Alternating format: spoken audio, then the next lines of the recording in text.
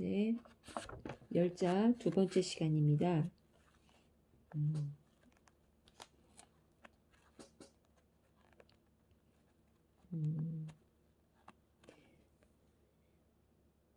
저번에는 무의의 도의 작용에 대해서 한번 얘기해 봤습니다. 그리고 또 도의 작용에서 하늘이 할 수 있는 일, 땅이 할 수 있는 일, 성인이 할 수 있는 일, 그리고 각각 사물의 성질에 대해서 얘기를 했는데요.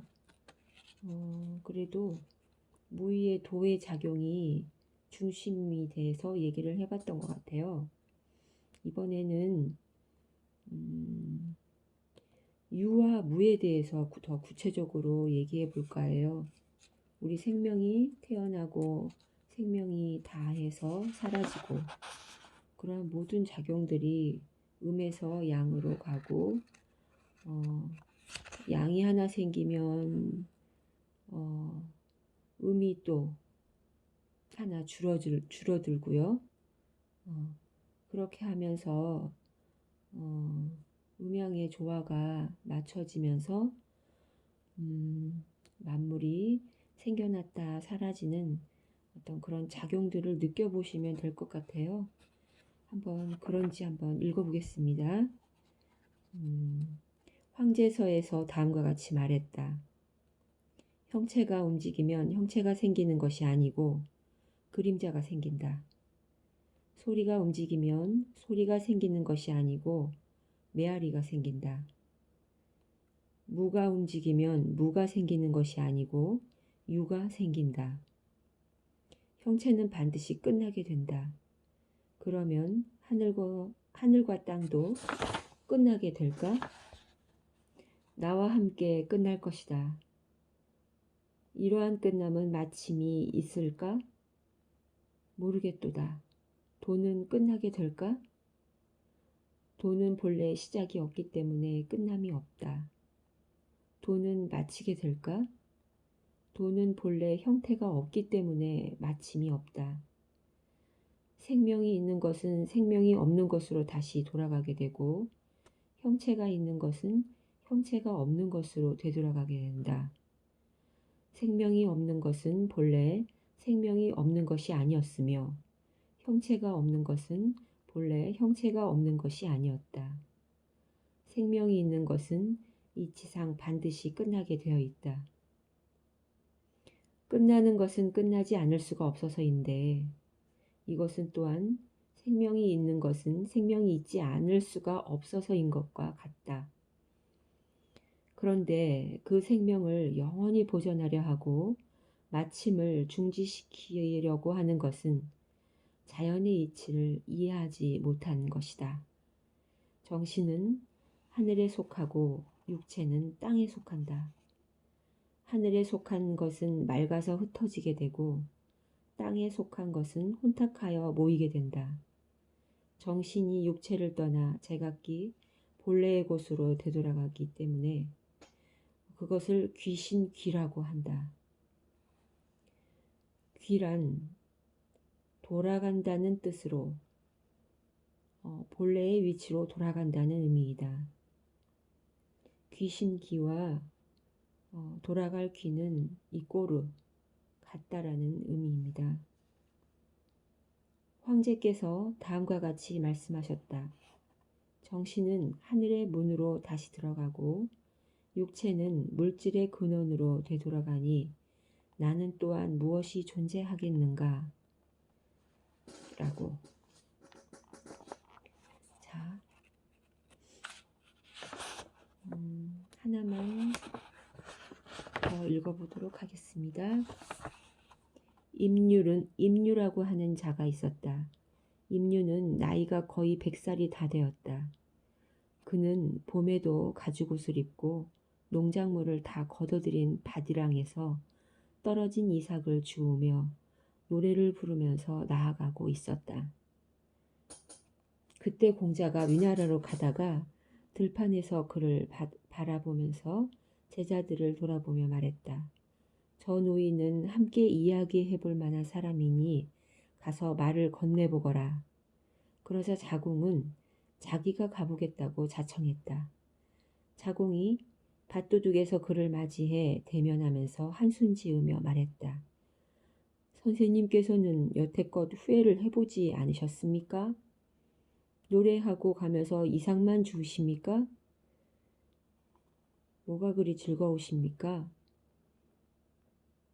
임류는 걸음을 멈추지도 않았고 노래를 중단하지도 않았다. 자공이 계속해서 물었다. 그는 그제야 고개를 들고서 대답했다. 내가 무엇을 후회하겠소? 자공이 말했다. 선생께서는 젊었을 때에는 부지런히 행실을 닦지 않으셨고 장년이 되어서는 명성이나 이로움의 시운을 쫓지 아니하셨고 늙어서는 처자식도 없습니다. 이제 곧 죽을 때가 다가오는데 무슨 즐거움이 있기에 이삭을 지우면서 노래하면서 가십니까? 임류가 웃으면서 말했다. 내가 즐거워하는 이유는 사람마다 다 있는 것이지요. 그렇지만 다른 사람들은 오히려 근심으로 생각하더군요. 젊어서는 부지런히 행실을 닦지 않았고 장년이 되어서는 시운을 쫓지 않았으며 이처럼 오래 살 수 있었던 것이요. 그렇기 때문에 오래 살 수 있었다는 거죠. 늙어서는 처자식이 없고 곧 죽을 때가 다가오기 때문에 이와 같이 즐거울 수 있는 것이요. 자공이 말했다. 오래 살고 싶은 것은 사람들이 바라는 것이며 죽음은 사람들이 싫어하는 것입니다. 선생께서는 죽음을 즐거움으로 생각하시니 어째서이십니까? 임류가 말했다. 죽음과 삶은 한 번 갔다가 다시 되돌아오는 것입니다. 그래서 여기에서 죽은 사람이 또다시 저쪽에서 태어나지 않는다는 것을 어찌 알겠습니까? 그러니 생과 사가 똑같은 것이 아니라는 것을 내가 또한 어찌 알겠습니까?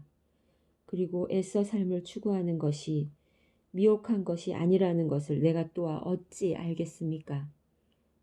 또한 나의 현재의 사망이 지난날의 생존보다 낫지 않다는 것을 또 어찌 알겠습니까?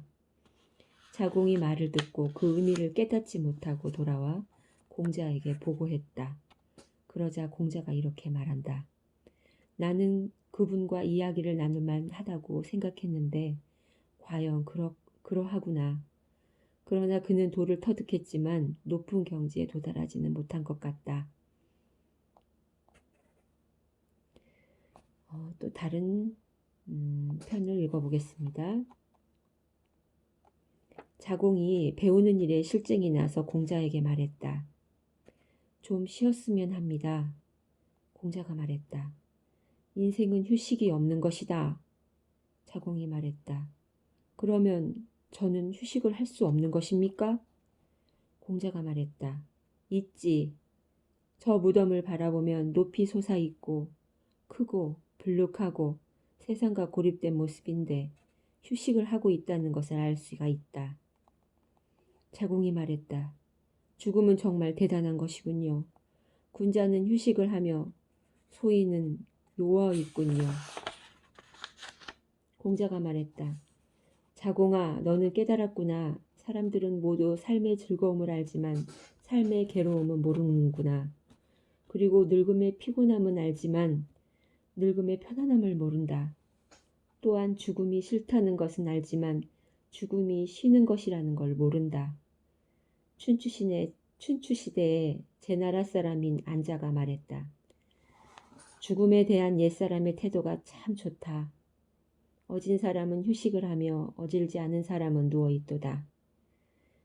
죽음은 사람에게 있던 덕성이 기착하는 곳이구나. 그래서 옛날 사람들은 죽은 사람을 돌아간 사람이라고 말했구나. 죽은 사람을 돌아간 사람이라고 말한다면 산 사람은 길을 가는 사람인 것이다. 길을 가는데 돌아갈 줄을 모르면 그 사람은 집을 버린 사람이라고 할 것이다.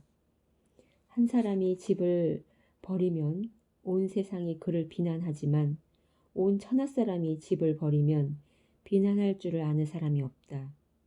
어떤 사람이 고향을 떠나 부모와 형제와 처자식을 버리고 집안의 일을 내던지고서 사방으로 돌아다니며 돌아갈 줄을 모른다면 이 사람은 어떤 사람인가? 세상 사람들은 반드시 그를 미치고 방탕한 자라고 말할 것이다.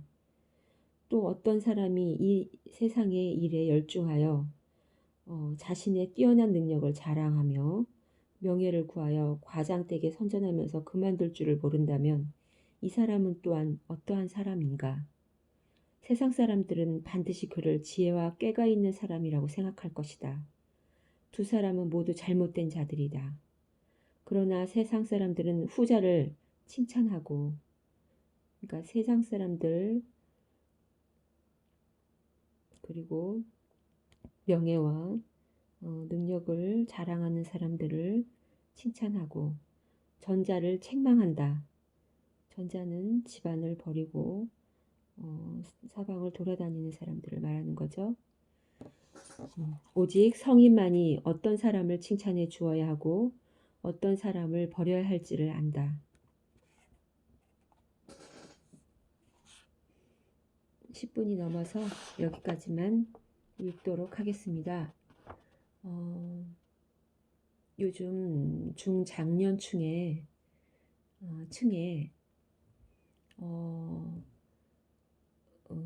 혼자 된 분이 참 많아요. 별거를 하기도 하고 주말 부부이기도 하고 헤어진 분도 있고요. 함께 하지만 믿지 못하는 자들도 있습니다. 황혼이혼을 계획하시는 분도 있고요. 상가 죽음을 두려워하시는 분도 있고요. 병이 들어서 남은 자를 걱정하는 분도 계시고요. 내일 먹을 음식이 있는데 1년 후, 2년 후를 걱정하는 분도 계시고요. 사람들마다 갖고 있는 걱정과 근심들이 골고루 있지요.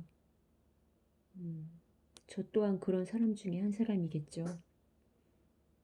여러분도 현재 그러한 상태이신가요? 그러면 한번 이런 면도 생각해 보셨으면 해서 한번 찾아보고 이렇게 미리 읽어봤습니다. 여러분에게 생각하는 시간이 되었으면 하는 바람으로 이렇게 읽어보았습니다.